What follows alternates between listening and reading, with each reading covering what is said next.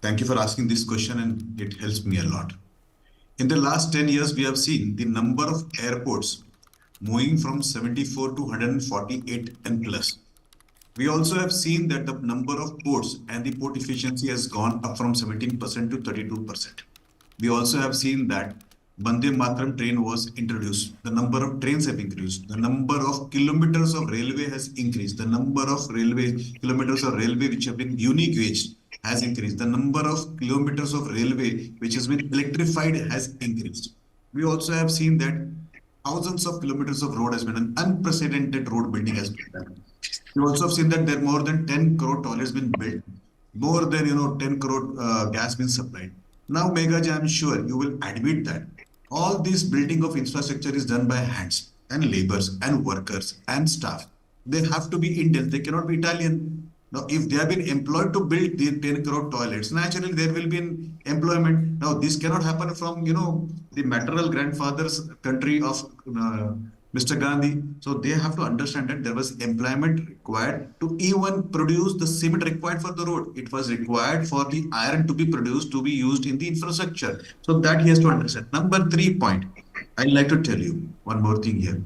The country moved from position 11 to 5, fragile 5 to top 5 economics. It does not move without economical activities been happening. Number 3, the number of EPFO registration in the last 10 years has increased beyond comparable to any decade of the independent India. You can check the records yourself. Now, when does a person file an EPFO claim, or when does he register himself as EPFO? When he gets a job in formal economy. This cannot be done just because you have love for the Prime Minister. Now, the number of taxpayers, collected has increased almost double. Now, you don't pay income tax just because you love the Prime Minister. You pay it only when you're eligible to pay the tax. Now, that clearly shows a common man like me, a not so more educated like me, to understand that there is been employment, there has been economical activity. Finally, one thing I'll tell you. Congress has to come something which is substantial.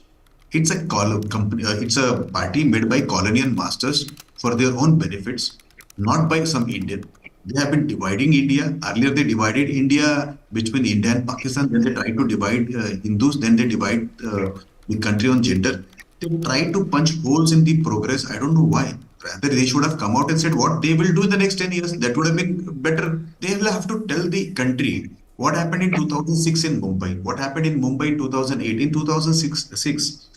The workers and the laborers and the people living in Mumbai, when they were traveling by train, they were butchered by serial bomb blasts. Bomb blast was a day-to-day affair those days. Then in 2008, the entire country was taken on ransom. That was a period when there was lawlessness, there was no security, no safety. Whereas what we have seen the last 10 years is retaliation for any instigation which has been done. We saw surgical strike, we saw air strike. The country is secured. Number 3, we saw that they took almost around 40-45 years to give the polio vaccine. Whereas in the crisis, when the entire world was suffering, the vaccine for COVID came out, produced. Not only all the Indians got it, but also been given outside as complimentary gift, or sometimes been exported with commercial interest. So the country has not only done in economics, but also done in strategic process, but also done in health. The number of aims which have been built and now are